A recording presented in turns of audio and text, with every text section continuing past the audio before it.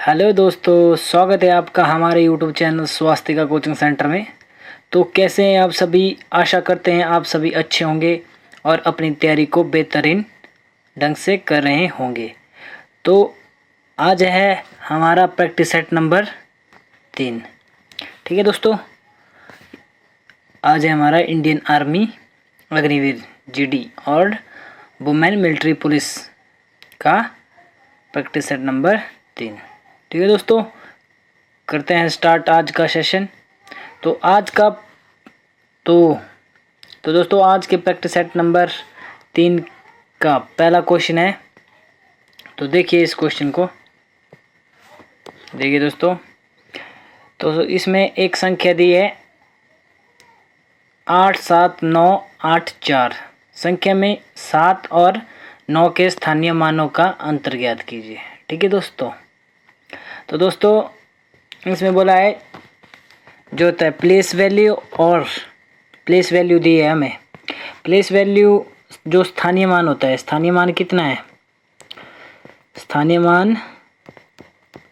मान ऐसे निकालते हैं जैसे जितने मतलब 7 के पीछे डिजिट है ना, 1 2 3 3 डिजिट है तो 7 हम ऐसे लिख देंगे, और जितने भी उसके पीछे अंक होंगे उतनी हमने 0 लगा लेनी है। ठीक है।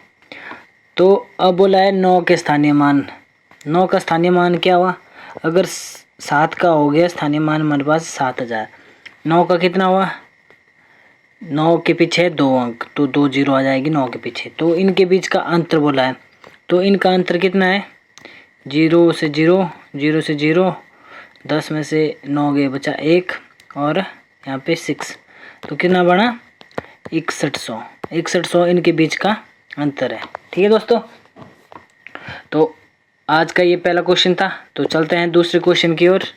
ये है आज का दूसरा क्वेश्चन। पढ़िए इस क्वेश्चन को और करिए। ठीक है दोस्तों। यदि इसमें देखो क्या बोला है, यदि एक दुकानदार एक मोबाइल को 3920 रुपये में बेचने पर दुकानदार को 30% की हानि होती है। ठीक है। तो वह उस मोबाइल को किस मूल्य पर बेचे ताकि उसको 40% का लाभ प्राप्त हो? तो हमें देखना है यहाँ पे दुकानदार को कितने प्रतिशत की हानि हुई। ये हुई 30% की। अगर 30% की हानि हुई तो ये कितने की वैल्यू बनी हमारे पास? ये बनी हमारे पास 70% की। तो 70% की वैल्यू हमारे पास कितनी है? ये बन गई है हमारे पास 3920 रुपये। ठीक है, ये है वैल्यू। तो हमें बोला है 140% लाभ निकालने के लिए, तो हमें 140% की वैल्यू निकालनी है। ठीक है। तो हम इसे कैसे कर सकते हैं? 140% बराबर है 3920 बटे में आ जाएगा जो ऊपर था, जो ये 70% की वैल्यू है तो 70 आ जाएगा बटे में, और 140 चला जाएगा सामने। तो 0 से 0 काट लेते हैं, 7 1 7, 7 2 14। ठीक है। तो ये बन जाएगा 2 2 4, 0 ऐसी रहेगी, 9 2 18, 1 अस्सल, 3 2 3 6 1 7, 7840 हमारा सही आंसर है, जो कि बी ऑप्शन में है। ठीक है। तो अगला क्वेश्चन करते हैं, क्वेश्चन नंबर 3। करिए इस क्वेश्चन को कैसे कर सकते हैं। देखिए दोस्तों, ये सिंप्लीफिकेशन का क्वेश्चन है। तो आपके लिए सिंप्लीफिकेशन के क्वेश्चन बन सकते हैं फाइनल एग्जाम में। ठीक है दोस्तों। तो पढ़िए इसको, इसमें क्या बोला है देखिए। इसमें बोला है 600 डिवाइड बाई 600 भाग 5 माइनस ब्रैकेट शुरू 32 गुणा 24 भाग 8 ब्रैकेट बंद, और दिया है फिर -13 का मान ज्ञात कीजिए। तो हम इसका मान ज्ञात करेंगे, जैसे कि यहाँ पे 600 बटे कितना है 5। ठीक है, इसे हम कर लेते हैं क्योंकि जो ये भाग था, भाग होता है बटे में। ठीक है, माइनस, तो हम पहले इसको सॉल्व करेंगे तो ये कितना आएगा हमारे पास, तो 32 गुणा 24/8 ब्रैकेट क्लोज -13। ठीक है दोस्तों, 8 से कट जाता है ये, 8 एकम 8, 8 चौके 32।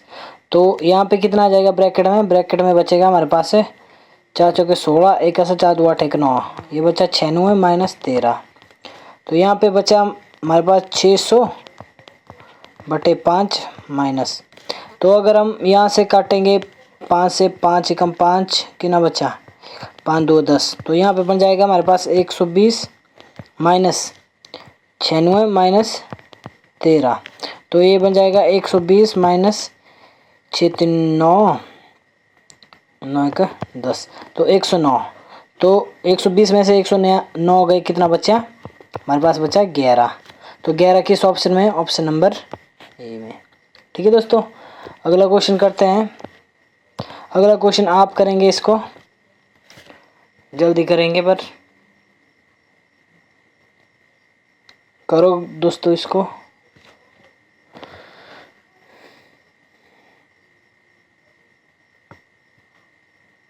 तो देखिए दोस्तों, इसको कर सकते हैं हम। अगर हम इसको करते हैं 7.5 multiply by 2.5 minus 6.3 minus 3.6, sorry plus है यहाँ पे, तो ये हो जाएगा हमारे पास 639 639। तो ये यहाँ पे करेंगे 5 5 25, तो 7 5 5 तो 37 पॉइंट आ जाएगा। 5 2 2 10 1 11 8 और ये आएगा हमारे पास 18.75 माइनस 9.9। तो इसे लेस करेंगे तो कितना आएगा, तो ये आएगा हमारे पास 17 में से 8 गए 8, यहाँ पे 5 ऐसा का ऐसा, तो यहाँ पे कितना बचा, अब यहाँ पे लेंगे हम कैरी, बन जाएगा 7, 7 में से पॉइंट 17 में से 9 गए, कितना बचा 8। तो 8.85 हमारा सही आंसर है इसका, जो कि हमारा बी ऑप्शन में। ठीक है दोस्तों, अगला क्वेश्चन करते हैं, क्वेश्चन नंबर 5। क्वेश्चन नंबर 5 देखिए क्या है, इसमें क्या बोला है। एक परिवार में माता पिता और उनके 3 बच्चों का औसत 90 है और माता पिता का औसत 60 है, तो प्रत्येक बच्चों का औसत क्या होगा, प्रत्येक बच्चों का। ठीक है दोस्तों, करिए इस क्वेश्चन को, जल्दी करिए।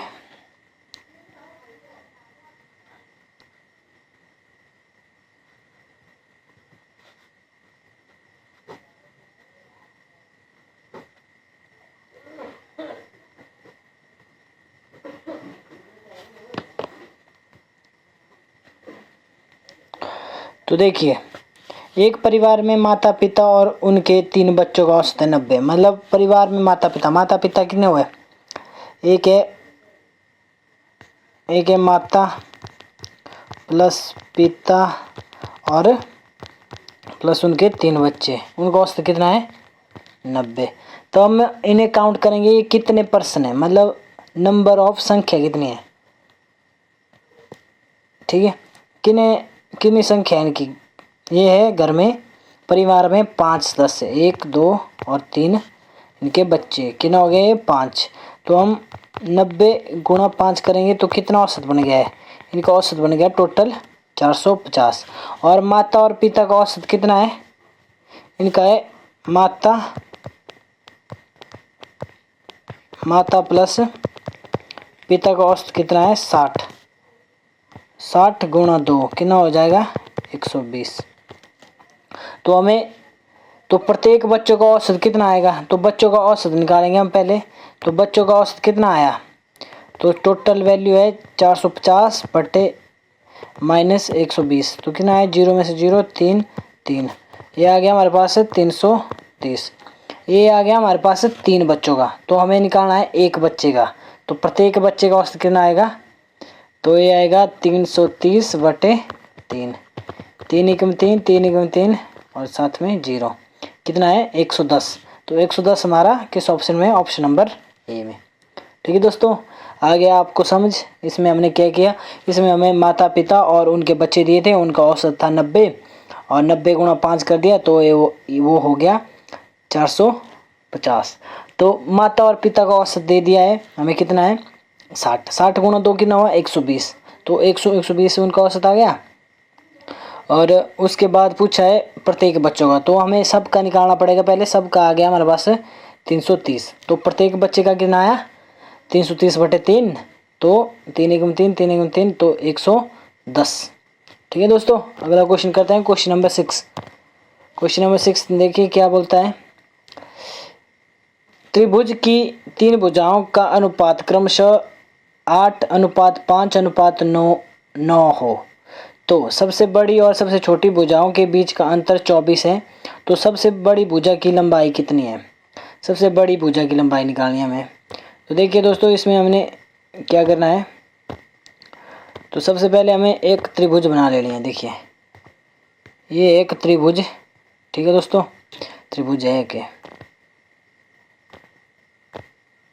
तो यहाँ पे हम मान लेते हैं ये है 9 सेंटीमीटर, ये है 9x, ये 5x। अगर अनुपात में दिया होगा तो x हम साथ में मानेंगे, और ये 8x। ठीक है, तो यहाँ पे बोला है तो सबसे बड़ी और सबसे छोटी भुजा के बीच का अंतर है 24। तो सबसे बड़ी भुजा कौन है, 9 है ना, तो ऐसे कर लिख लेंगे हम 9x। तो सबसे छोटी कितनी है 5, तो -5। अंतर पूछा है, अंतर कितना दिया है 24। ठीक है, तो हमें x की वैल्यू फाइंड करनी है। 4 बचा यहाँ पे, 9 में से 5 गए, 4x इजिकल टू 24। तो x की वैल्यू कितनी आएगी हमारे पास 24 बटे 4, 4 बट्टे में जाएगा 4, 4 एकम 4, 4 छक्के 24। तो x की वैल्यू कितनी आ गई हमारे पास, x की वैल्यू आ गई हमारे पास 6। तो अगर हम यहाँ पे पुट करेंगे x की वैल्यू, तो कितना आएगा 54, तो ये आ गया 20, तो ये आ गई 32। ठीक है, तो यहाँ पे वो पूछा है हमसे तो सबसे बड़ी भुजा कौन सी है, तो सबसे बड़ी भुजा कौन सी हुई 54 सेंटीमीटर वाली, जो कि हमारा सी ऑप्शन में। ठीक है दोस्तों, आ गया समझ। इस क्वेश्चन में कुछ नहीं था, इसमें सिर्फ हमें भुजाओं का अनुपात दिया था और उनके मतलब जो छोटी और बड़ी संख्या भुजा थी उनके बीच का अंतर दे दिया था। तो सबसे बड़ी भुजा की लंबाई पूछी थी, वो हम निकाल सकते हैं। ठीक है दोस्तों, अगला क्वेश्चन करते हैं, क्वेश्चन नंबर 7। इस क्वेश्चन को करिए, वेरी इंपॉर्टेंट क्वेश्चन है। टाइम एंड वर्क से एक क्वेश्चन बनेगा जरूर, 100% बनेगा। ठीक है, जल्दी से जल्दी करिए।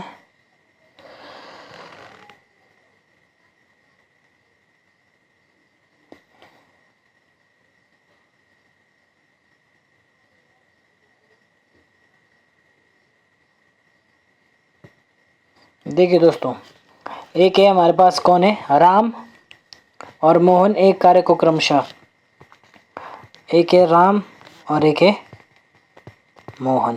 ठीक है दोस्तों, तो कितने कितने समय में कार्य कर रहे हैं, ये कर रहा है 25 दिन में और एक करता है 30 दिन में। तो टोटल काम कितना हो गया, उनके द्वारा किया गया काम कितना है, तो ये आ गया हमारे पास 150। ठीक है, 25 छिके 150, 30 पंजे 150। तो दोनों मिलकर इस कार्य को कितने दिन में करेंगे, अगर ये दोनों मिलते हैं तो यह कुल कार्य उस दोनों मिलकर उसी कार्य को कितने दिन में पूरा करेंगे। तो कार्य कितने हमारे पास 150, तो कौन करेंगे, ए और बी। तो देखिए दोस्तों, यहाँ पे हम इसे काटेंगे अब, तो कितने दिनों में कर सकते हैं वो पूरा कार्य। तो 11 से काटेंगे, 11 एकम 11।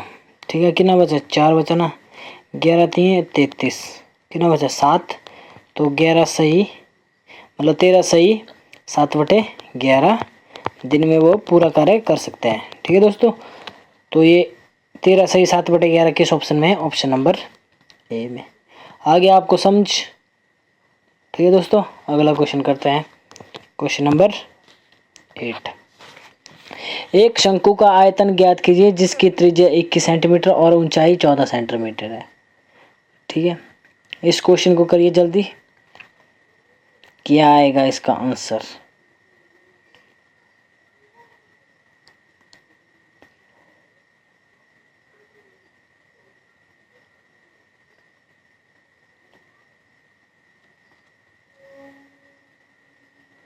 जल्दी कीजिए दोस्तों, क्या इसका आंसर आएगा?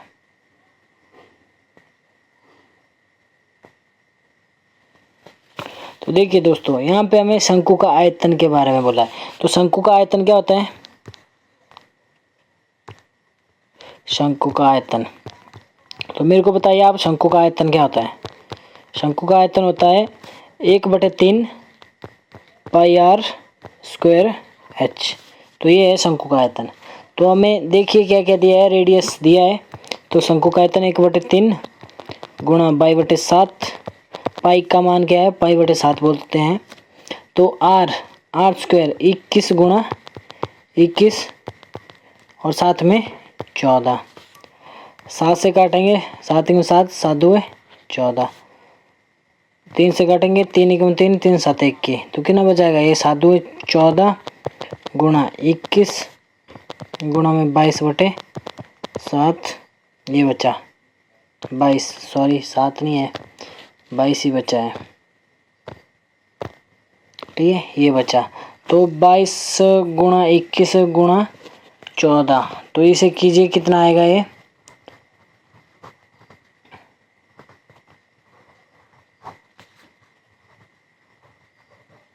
तो ये आएगा 22 गुणा 22 कितना होता है? तो 22 गुणा 22 होता है आपका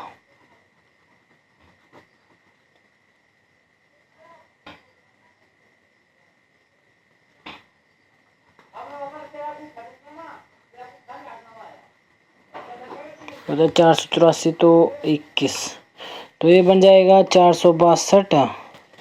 462 गुणा 14 कितना आएगा? 462 गुणा 14,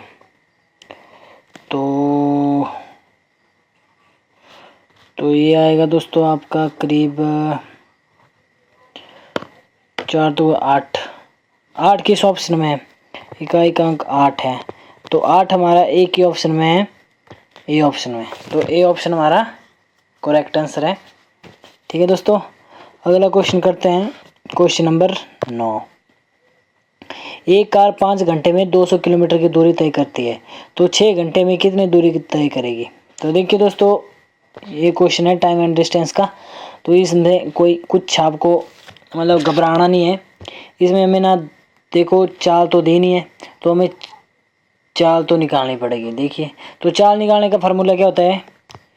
चाल का होता है दूरी बटे समय। तो हमारे पास दूरी भी है और समय भी दिया है। ठीक है, कितनी है दूरी? दूरी है हमारे पास 200 किलोमीटर, तो समय कितना है? 5। तो कितनी चाल आएगी इसकी? 5 × 5 = 20, तो कितना आएगा? 40 किलोमीटर पर आवर की चाल से आएगी, वो चाल आएगी हमारे पास। तो 6 घंटे में कितनी दूरी तय करेगी? तो दूरी का फार्मूला क्या होता है? दूरी निकालनी है, तो दूरी का फार्मूला होता है चाल गुणा समय। तो चाल है हमारे पास 40, समय है 6 घंटे, तो 6 × 24, 240 किलोमीटर। 240 किलोमीटर दूरी तय करेगी। तो किस ऑप्शन में? ऑप्शन नंबर बी में। तो एक तरीका और भी है, अगर 5 घंटे में कर रही है 200 किलोमीटर तो 6 घंटे में कितना करेगी? ठीक है, ये निकालना। तो हमें 1 घंटे की निकालनी पड़ेगी, तो कितनी दूरी तय कर रही है? तो ये कर रही है 1 घंटे में कितनी दूरी? तो 40। तो 6 घंटे में कितनी करेगी? 6 × 40 240, तो ये आंसर इसका आ गया। तो अगला क्वेश्चन करते हैं, क्वेश्चन नंबर 10। कोई धनराशि 18% वार्षिक साधारण ब्याज पर 3 वर्ष में 5184 ब्याज देती है, तो धनराशि ज्ञात कीजिए। तो हमें इसमें मूलधन फाइंड करना है। तो मूलधन फाइंड करने के लिए हमें किस सूत्र की जरूरत पड़ेगी? मूलधन। तो अगर हमें प्रिंसिपल निकालना है तो SI गुणा 100 बटे रेट इनटू टाइम, ये वाला सूत्र हमें चाहिए। ठीक है, तो हमें यहाँ पे सब कुछ दिया है। देखिए दोस्तों, यहाँ पे क्या क्या दिया है, हमें P निकालना है ना। तो 5184 देती है वो ब्याज। ठीक है, तो किस राशि पर? गुणा 100 बटे में क्या आएगा?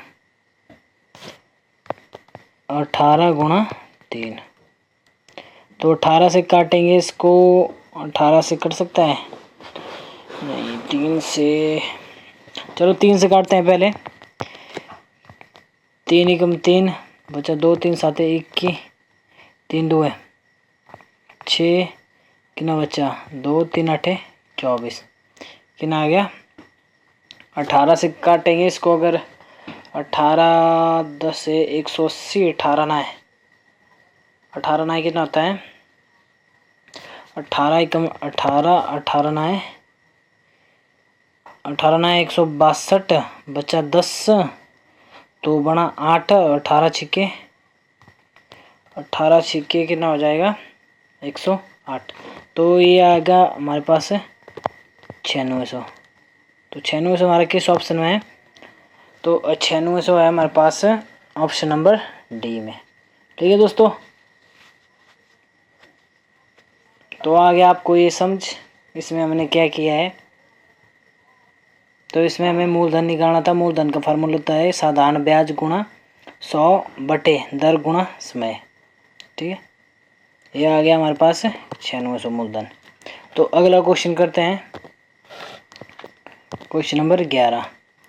15% और 25% की दो क्रमिक छूटों के समतुल्य एकल बट्टा कितना होगा? ठीक है, तो ये एकल बट्टा निकालना है। तो दो छूटें हैं, देखिए किन्नी किन्नी छूटें हैं। एक है 15%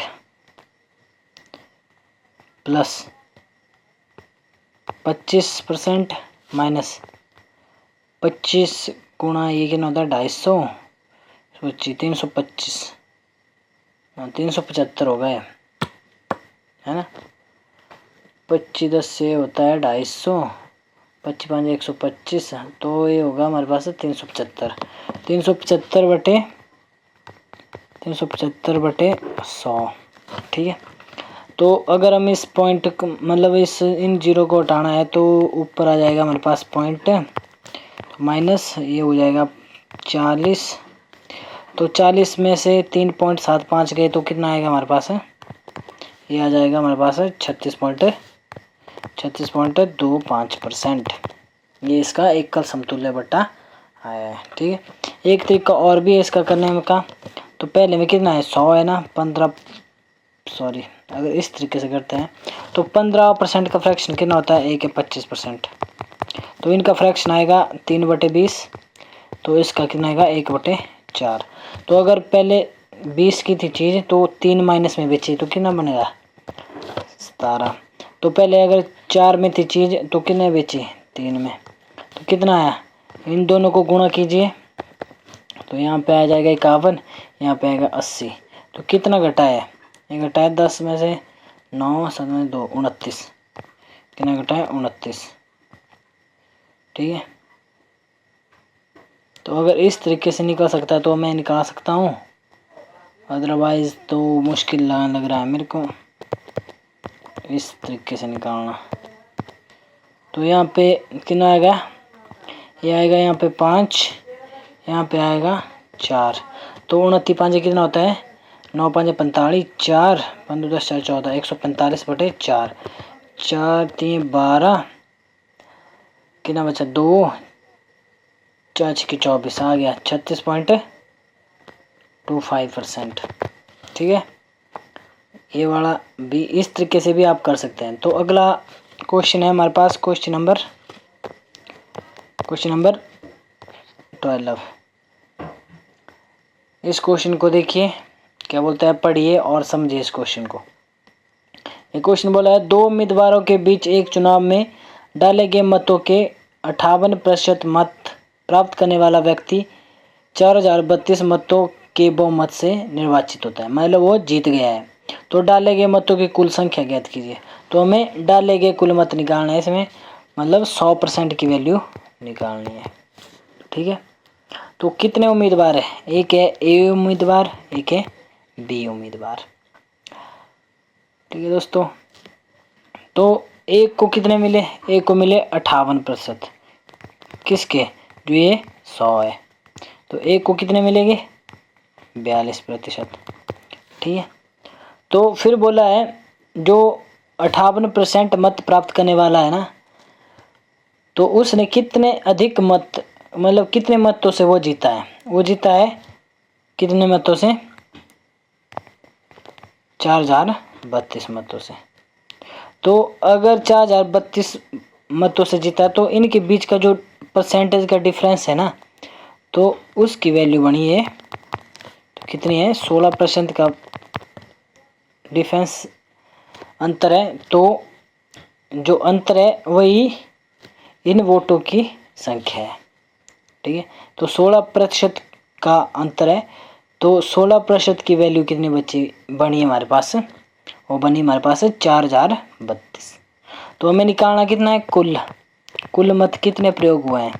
तो टोटल वैल्यू निकालनी है 4032 बटे 16 गुणा 100। तो 4 से जाएगा है, या 16 से भी काट सकते हैं। अगर 16 से काट सकते हैं, जैसे कि देखिए 16 एकम 16, 16 दो 32, 2 आ गया ऊपर, यहाँ पे बच गया 8। तो 16 पाँचे 80, कितना बचा 3, 16 दो 32, कितना बना ये बन गया हमारे पास 252 गुणा 100।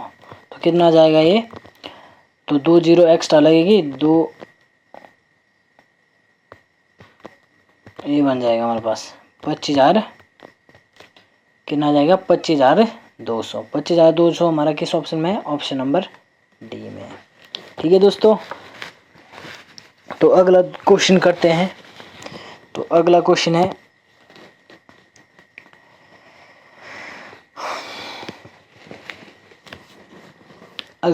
करते हैं, ये है रेशियो एंड प्रोपोर्शन से। तो इस क्वेश्चन को देखिए क्या कहता है क्वेश्चन।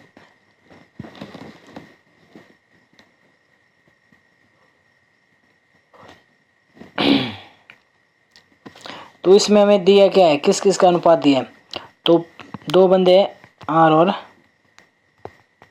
टी, इनका ऑप्शन कितना है, इनका अनुपात, सॉरी ऑप्शन नहीं, तो अनुपात कितना है 7:9 में। तो टी और एस, तो मैंने बोला है एस, तो टी और एस हमने इस लाइन से शुरू करना, ना कि इस लाइन से, ठीक है दोस्तों। तो टी और एस का कितना अनुपात है, 5:4। तो इस तरह से इसको कर लेंगे, ठीक है। तो जो यहाँ पे खाली है वहाँ पे हम 9 भर देते हैं सामने वाला डिजिट, और यहाँ पे भी हम 5 भर लेते हैं, ठीक है। तो अब इनको गुणा कर लेते हैं सबको, तो कितना बन जाएगा ये, 7 5 35, 9 5 45 और 9 चौके 36, ठीक है। तो आर और एस का अनुपात पूछा है, तो आर और एस का अनुपात क्या हो जाएगा हमारे पास, 35:36। तो किस ऑप्शन में हमारा ये, ऑप्शन नंबर ए में, ठीक है दोस्तों। आ गया आपको रेशो वाला भी समझ। तो अगला क्वेश्चन करते हैं, क्वेश्चन नंबर 14। तो 28 और 756 का महत्तम समावर्तक ज्ञात कीजिए, ठीक है।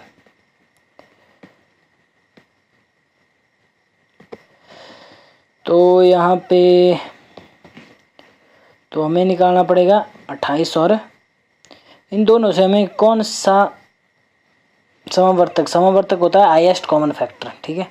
हाईएस्ट कॉमन फैक्टर क्या 56 42 से हो जाएगा डिवाइड, 42 एकम 42 हो सकता है, परंतु हमें निकालना है एचसीएफ निकालना है। तो 2800 2800 अंदर लिखेंगे और 756 बार।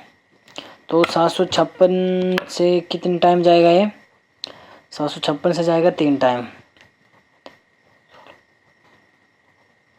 कितना आएगा? 2268। मतलब 3 टाइम गया तो कितना आएगा? 2268। तो यहाँ पे कितना बचा?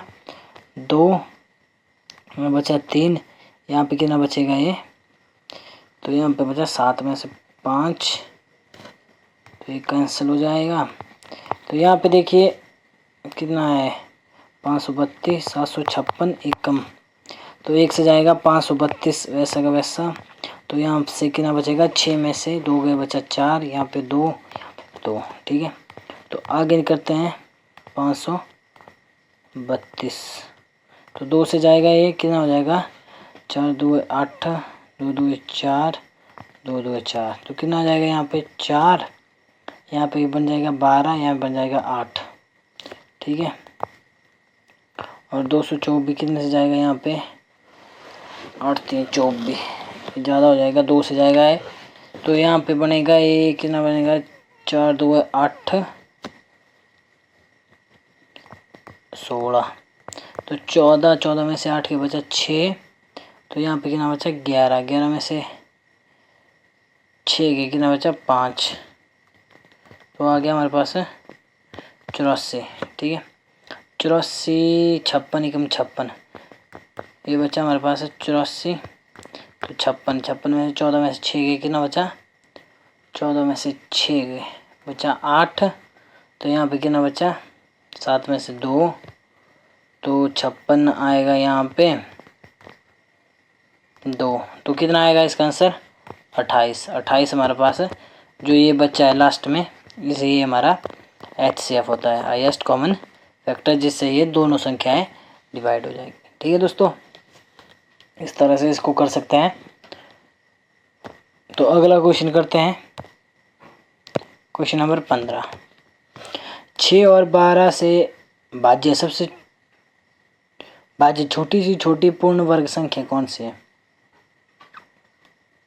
छोटी से छोटी 6 और 12 से, तो ये होगी, ये भी है, तो इससे भाज्य ये भी है। 12 से 12 कम 12 बचा 6, हाँ यहाँ बचा 7। ठीक है, ये भी है भाज्य, विभाज्य इससे। तो यहाँ पे पूछा हमें छोटी से छोटी संख्या है जो पूर्ण वर्ग संख्या है, तो ये है 36। तो ये कैंसिल हो जाएगी सारी, क्योंकि सबसे छोटी संख्या हमारे पास 36 है। जैसे कि 36 है ना,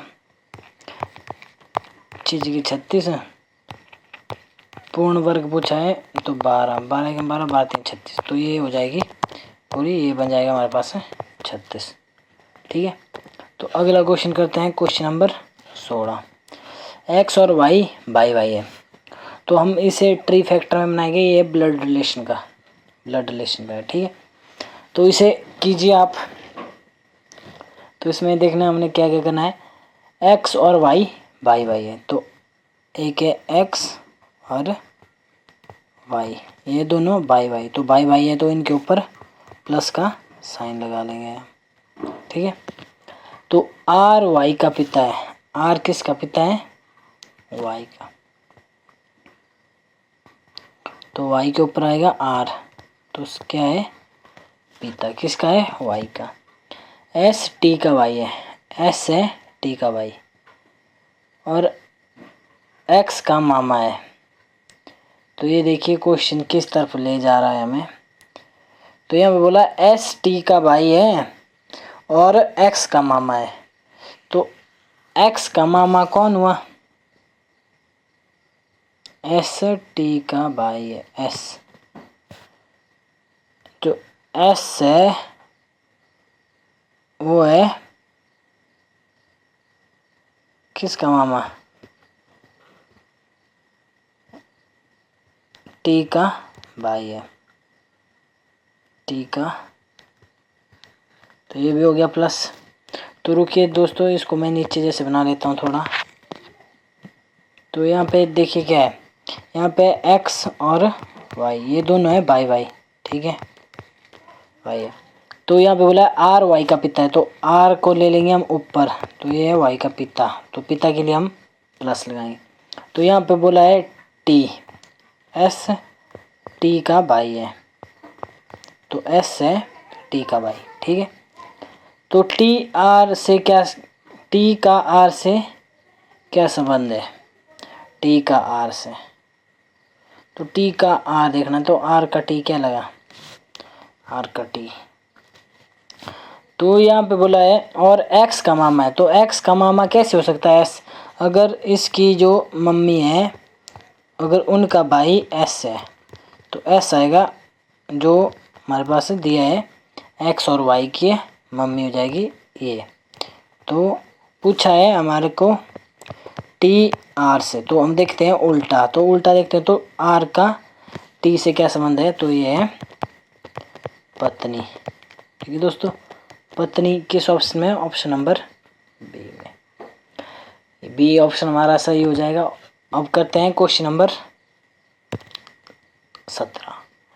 किसी व्यंजक में ए को भाग लिखा जाता है और बी को माइनस, सी को भाग लिखा जाता है और डी को गुणा लिखा जाता है, सॉरी ए को लिखा जाता है प्लस, सॉरी, तो सी को भाग लिखा जाता है, डी को गुणा लिखा जाता है। तो समीकरण का मान ज्ञात कीजिए।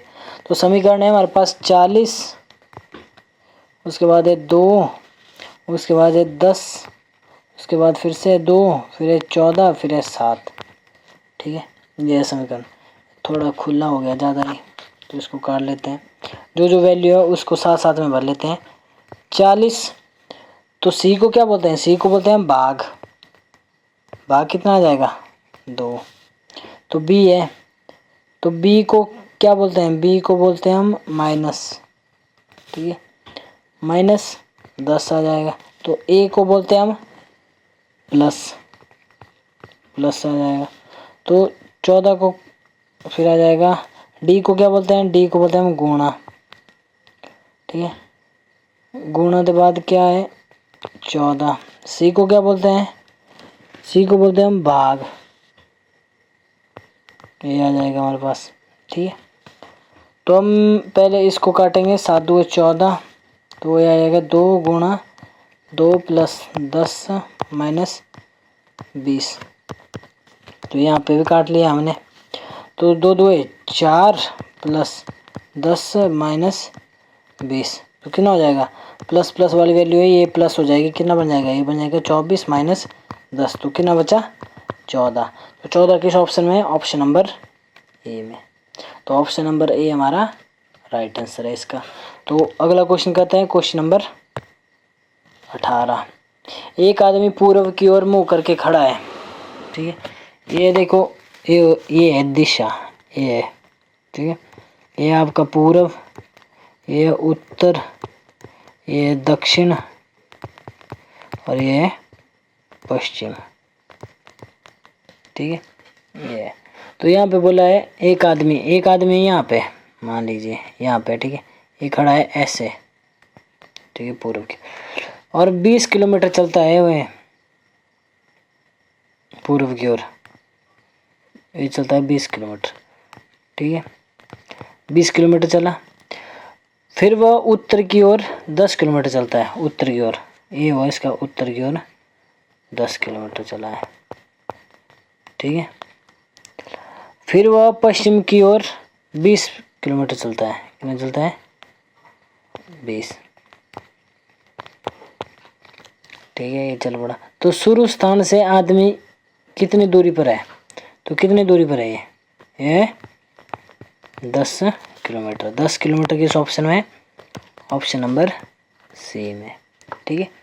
ये आपका दिशा वाला क्वेश्चन जो आपको आ सकते हैं। तो अगला क्वेश्चन करते हैं, क्वेश्चन नंबर 19।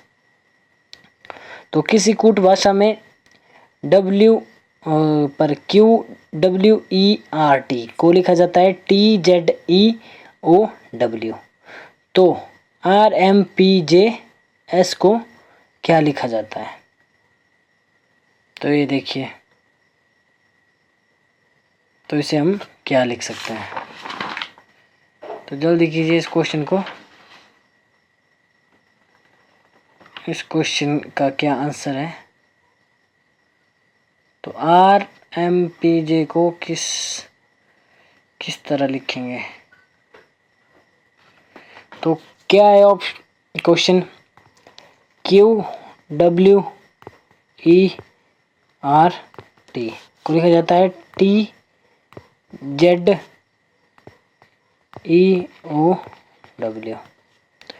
ठीक है, तो यहाँ पे देखिए प्लस माइनस हुआ होगा जरूर। क्यू के बाद अगर 2 कीजिए आप प्लस, तो QRS कितना हुआ यहाँ पे 2 प्लस। तो यहाँ पे कितना हुआ प्लस? WXYZ, तो यहाँ पे भी 2 प्लस है। ठीक है, मतलब 2 प्लस होने जा रहा, जो इन दोनों में 2 प्लस। तो E वैसे के वैसे लिखा है, R के बाद 2 माइनस हो रहा है, और यहाँ पे W T के पीछे, T के बाद T से TS ना, TUVW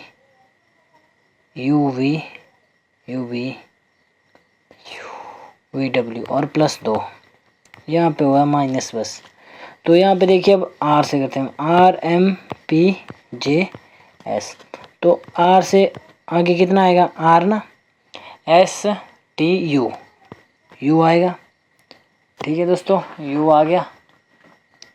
उसके बाद M के बाद NOP, P आएगा, P वैसे ही आएगा। J से हम पीछे करेंगे, माइनस कितना आएगा? J से पीछे HIJ, तो H आएगा यहाँ पे। तो S